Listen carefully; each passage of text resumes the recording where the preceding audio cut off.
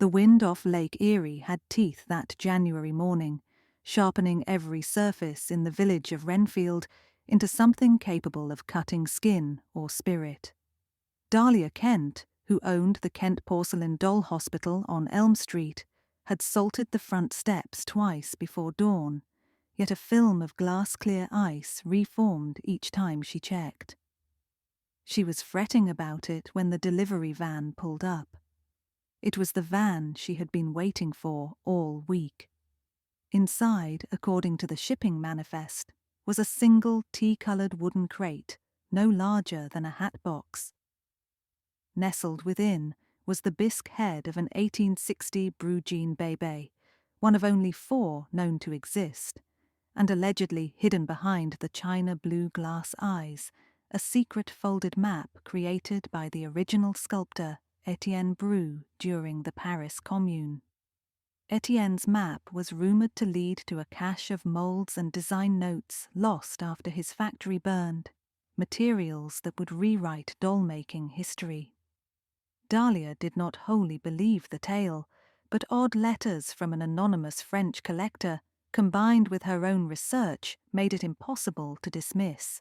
The courier today was Addison Gray, a lanky man with gentle hands who had delivered many fragile treasures to her over the years.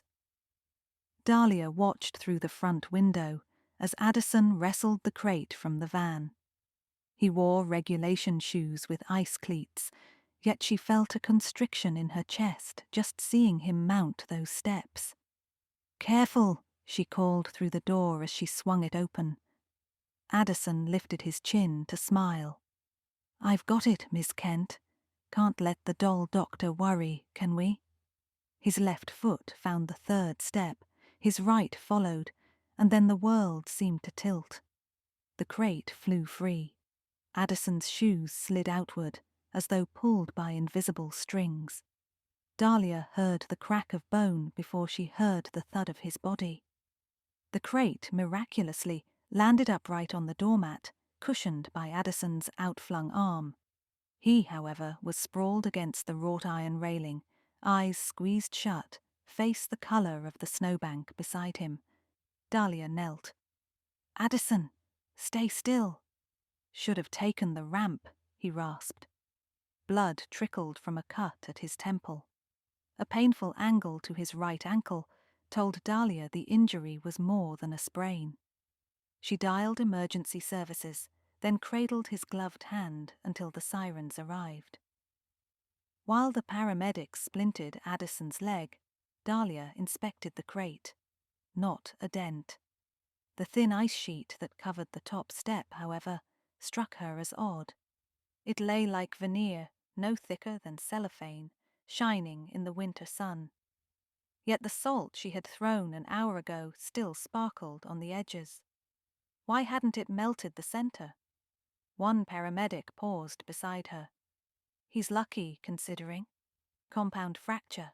Concussion, maybe. The hospital will call you as next of kin." "I'm not family," Dahlia said, "just a friend." She glanced at the crate. "He was making a delivery for me. You can ride with us if you like." Dahlia hesitated. The rare bisque head was safer inside her shop than alone on an icy street. "Go on. I'll meet him at the hospital after I lock up." She swung the crate gently into her arms and watched the ambulance inch away through slush.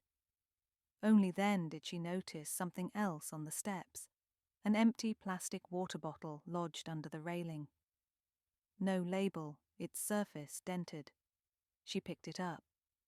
A faint chemical smell, car window de-icer. She capped it, slipped it into her coat pocket, and stepped inside. The doll hospital was a long, narrow space lined with shelves of bisque limbs, mohair wigs, and antique gowns awaiting repair. Dahlia cleared her operating table, cut the crate's twine, and lifted the lid. Shredded excelsior padded an oval bisque head, creamy and perfect, hand-painted lips curved in perpetual greeting. She never failed to feel a pulse of awe handling such workmanship. Reverently she removed the head, rotated it to the back, and saw the familiar cork cover where a wig would later hide the opening. Inside, according to legend, the map awaited. But Addison's fall troubled her too much to continue. She recorked the head, set it on a velvet pillow, and reached for her coat. She wanted to speak with Addison before the doctors dosed him with painkillers, and she wanted to ask about that bottle. At Renfield Community Hospital, Addison lay half-conscious, leg immobilized. The nurse let Dahlia sit a while, cautioning that he might drift in and out. His eyelids fluttered. "Doll doctor," he murmured. "I'm here," Dahlia said. "You'll be skiing again by summer." He managed a crooked smile. Then he whispered something that raised the hair on her arms. He said the steps had to do the job. Couldn't risk. Break the head. Map inside. "Who said that, Addison?" But his hand slackened. The monitors beeped in lazy rhythm. He had slipped into morphine sleep. Dahlia left the ward with a lead weight in her stomach. Someone had wanted Addison to fall, wanted the crate to break open. That someone assumed the porcelain head would fracture, revealing the rumoured map. When the courier survived and the head remained intact, the plan failed. Back at her shop, she fetched a magnifying glass and unscrewed the tiny brass fasteners securing the head's cork plate. The interior was pristine, save for a roll of aged vellum pressed against one porcelain cheek. Heart-pounding, Dahlia teased it free with tweezers. The vellum, no larger than her palm, unfurled to reveal pen and ink lines, French notations, and compass bearings. At the bottom corner, the faded stamp of Etienne Bru. She exhaled. The map was real. Before she could study it, the doorbell jingled. She startled, tucking the map into her apron pocket. A tall man in a charcoal overcoat strode in, wiping his shoes on the mat. Salt crystals fell like coarse sugar. "Miss Kent?" "Yes?" She noted the lapel pin shaped like a porcelain rose, the emblem of the Renfield Historical Society. "I'm Gareth Bligh. Perhaps you've seen my collection at the County Museum." She had. Bligh's reputation as an aggressive collector preceded him. "What can I do for you?" "I heard about your courier. Nasty business. I happened to be driving behind the ambulance. Thought I'd check on you." "That's kind," Dahlia said, aware he had not answered the unspoken question of how he knew the delivery concerned her. Bligh's gaze flicked to the work table. "Is that the Bru head?" "I'm afraid I can't discuss private restorations." Of course, of course." He wandered the room, eyes bright.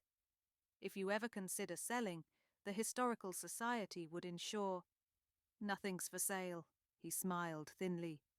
"One can't blame me for trying. These steps of yours need better maintenance. I salted them 4 times.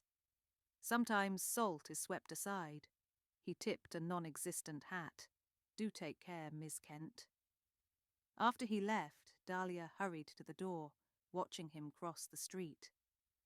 He joined a woman planted beside a parked car, her auburn hair pinned under a grey cap. Bligh spoke. The woman nodded and glanced toward Dahlia's shop window before the two drove off. Dahlia recognized the woman, Wren DuPont, Bligh's assistant, an expert in textile conservation, and by rumour equally expert in cutting corners to obtain artefacts. Dahlia locked the door and lowered the blinds. It was now unequivocal. Bligh knew about the map. He had probably worked through an intermediary at the shipping warehouse, someone who poured de-icer from that bottle onto her steps before Addison arrived. If the head had shattered, Bligh's agent would have grabbed the vellum while feigning concern for the fallen courier. The map's bearings meant little without coordinates, but Dahlia had a clue. Etienne Bru's final workshop had been in Renfield after he emigrated in 1872. The building still stood at the edge of town, derelict but intact. Local legend spoke of a warren of tunnels beneath it, used to cure clay in winter. The map likely detailed those passages. Dahlia should report everything to the police. Yet she pictured uniformed officers shaking their heads over a doll map and decided to gather evidence first. Addison's cryptic words, he said the steps had to do the job, might connect Bly to the warehouse conspirator. If Dahlia could find proof, the authorities would listen. She opened her laptop and logged into the courier company's shipment tracker with the number printed on her receipt. Driver assigned, A. Gray. Warehouse dispatcher on duty, J. Horn. She jotted that name down. Next, she called the warehouse, posing as a customer needing confirmation of anti-breakage packing materials for a priceless antique. She apologized for late notice, sounding suitably frantic, and requested to speak with Mr. Horn directly. After 3 transfers, a weary male voice answered, "Joe Horn. This is Dahlia Kent, the delivery recipient for crate Nadja 1108B. I need to verify the courier used the foam cradle inside the shipping box." "Listen," Horn cut in, low and tense. "I can't talk. They're watching." "Who's watching?" Click. Dahlia stared at the phone. A chill slid along her spine, hotter than the January draft. Somebody had gagged Horn. She returned to the map, studying it beneath bright lamplight. Inked arrows converged on a dot labelled simply Le Coeur, the heart. A legend in Etienne's handwriting read, "L'entrée scellée sous l'escalier nord." Entrance sealed under the north stairway. A thud from the back alley jolted her. She froze, listening. The rear door rattled. Footsteps crunched. Then silence. She slipped the map inside her bra, grabbed her pepper spray keychain, and approached the rear exit, careful not to let floorboards creak. Through the peephole she saw only darkness, and a rectangle of paper taped to the door. "Sell while you can, doll doctor." Her hand trembled as she peeled it off. That evening she called Officer Mina Ortiz, a childhood friend now on Renfield PD. Mina arrived in plain clothes, ate the stew Dahlia brewed for comfort, and heard the whole story, from Addison's fall to Bly's visit, and the alley threat. Mina whistled. "Gareth Bly in a vandalism and assault conspiracy? He's on the library board." "So was Capone on the welfare board," Dahlia said. "Will you open a case?" "I need more than speculations, but I'll pull CCTV facing Elm. Maybe we catch Bly's car circling prior to the delivery. Meanwhile, stay somewhere safe." Dahlia glanced around her doll hospital, asylum of glassy eyes. "Where safer?" Mina sighed. "Promise you won't confront them alone." "I promise to use good judgment," which she reflected was not quite the same. After Mina left, Dahlia crafted a plan. She would visit Etienne Bru's workshop at dawn, photograph the site, and verify whether the map corresponded. If so, she would turn map, photos, and notes over to Mina as solid evidence. Motive plus attempted theft. She wrapped the bisque head in bubble sleeves, placed it in an insulated case, and left it locked in her store safe. The map stayed in a silk pouch around her neck.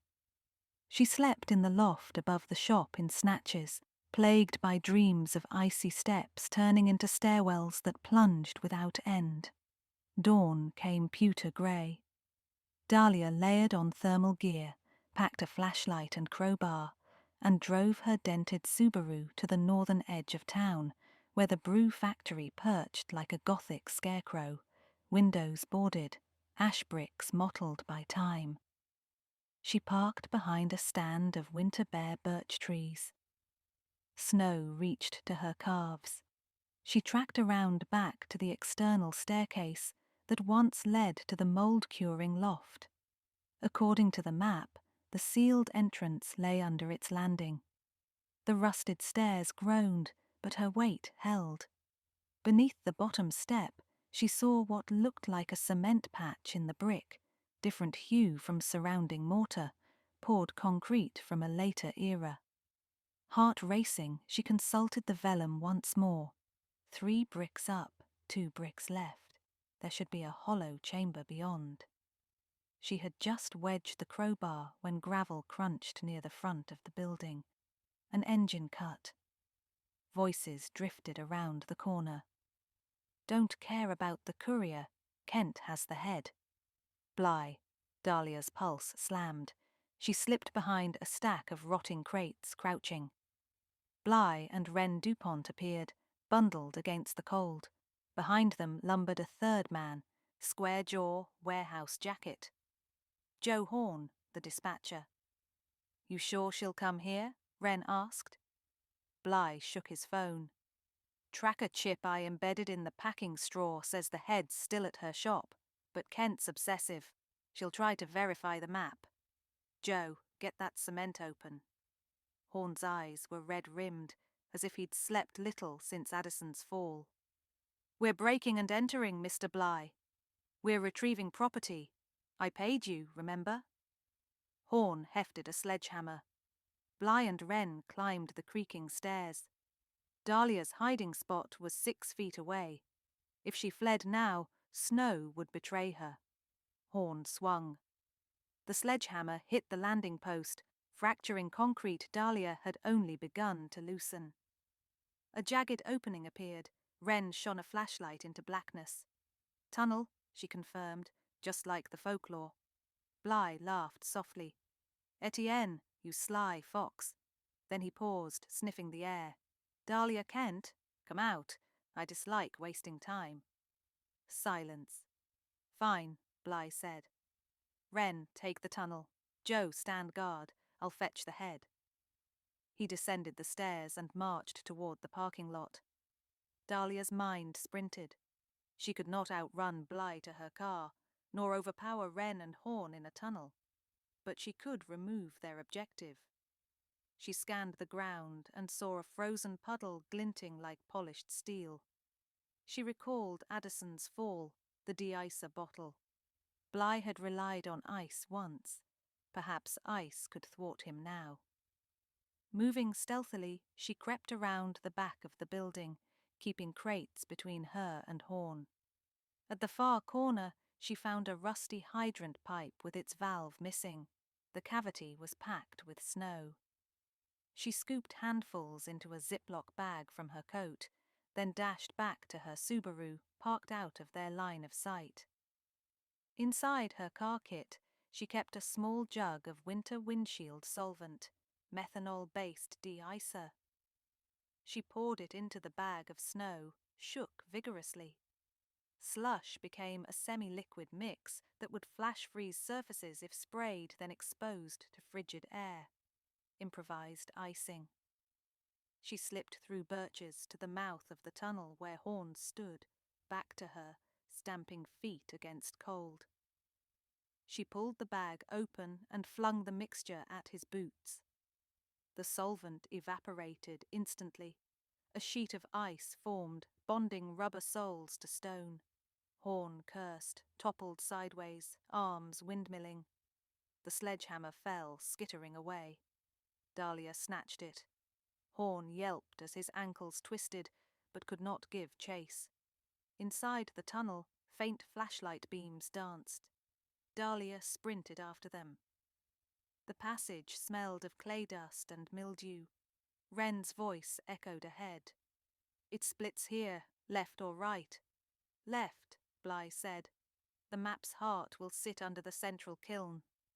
They had not yet noticed her. Dahlia eyed the splintered ceiling beams. With one swing of the sledgehammer at a supporting post, she could collapse that left branch. Old timber was brittle as matchsticks. But tunnels obeyed no sentiment. They could bury friend and foe alike. Instead, Dahlia reached into her pocket and pulled out the map. She tore it in half, then half again, until only confetti remained. She scattered the pieces into puddles along the tunnel floor, where damp would blur ink beyond legibility. She raised her voice. "Looking for this, Bly?" The beam of a flashlight snapped toward her. Bly's outline loomed. "You foolish woman! Where's the head?" "Safe. The map, however, isn't." She kicked the soggy fragments. "No one will decipher it now." Rage distorted Bly's features. He lunged. Wren tried to seize Dahlia's arm. Dahlia ducked, swinging the sledgehammer's wooden haft against Bly's shin. He howled and fell to his knees. Wren grabbed Dahlia's coat, but Dahlia jammed an elbow into Wren's ribs, then released pepper spray full into the woman's eyes. Wren shrieked, claws waving blindly. Footsteps thundered behind them. Officer Mina Ortiz, flanked by 2 uniformed cops with flashlights and drawn tasers. "Police! Hands where I can see them!" Mina cuffed Bly, an officer attended to Wren, and the third helped a limping Horn, who had managed to unstuck himself and hobble inside. Dahlia exhaled a month's worth of anxiety in one breath. Outside, sunrise painted the snow coral pink. An ambulance took Horn to the ER. He confessed immediately, implicating Bly in sabotage, bribery, and witness intimidation. Wren, eyes streaming, invoked her lawyer but said nothing. Bly, handcuffed in the back of a patrol car, glared at Dahlia through the window, frost ghosting his breath. Mina clapped Dahlia's shoulder. "You promised good judgment." "This was good judgment," Dahlia protested, though her knees knocked. "Lucky judgment," Mina softened. "The head's at your shop?" "In the safe," Dahlia hesitated.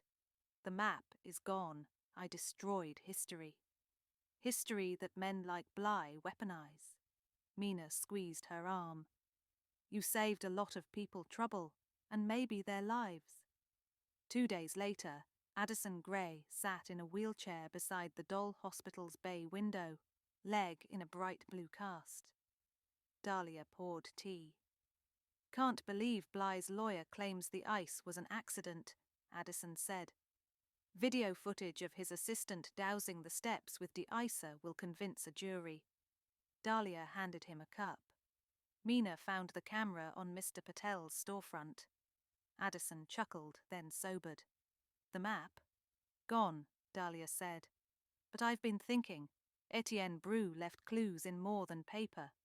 The bisque head itself is model 224B, never produced in Renfield, only Paris.